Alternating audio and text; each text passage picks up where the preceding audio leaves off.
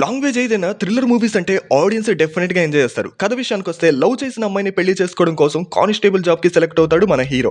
Joining రోజే తన team కి పెద్ద టాస్క్ వస్తుంది. ఆ టాస్క్ నుంచి హీరో అండ్ తన గ్యాంగ్ ఎలా బయటపడ్డారు, అసలు పోలీస్ యూనిఫామ్ అంటేనే విలన్ కి ఎందుకు అంత కోపం, చివరికి టన్నెల్ ద్వారా విలన్ గ్యాంగ్ ఏం చేస్తుంది అనేదే tunnel movie concept. Movie opening మంచి ఇంట్రెస్ట్ ని క్రియేట్ చేస్తుంది.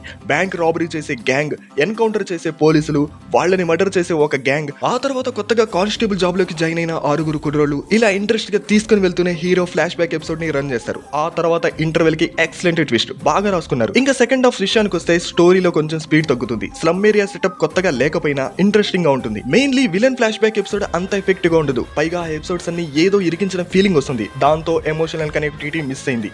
అధర్వా ఎప్పట్లాగా బాగా చేశాడు. లావణ్య అది రెగ్యులర్ టెంప్లెట్ ఉన్న హీరోయిన్ క్యారెక్టర్. ఇక విలన్ గా Ashwath performance top much and different angle లో చూపించారు. ఫైనల్లీ యాక్షన్ మూవీస్ అంటే ఇంట్రెస్ట్ ఉన్న ఆడియన్స్ కి ఈ టన్నెల్ బాగా నచ్చుతుంది.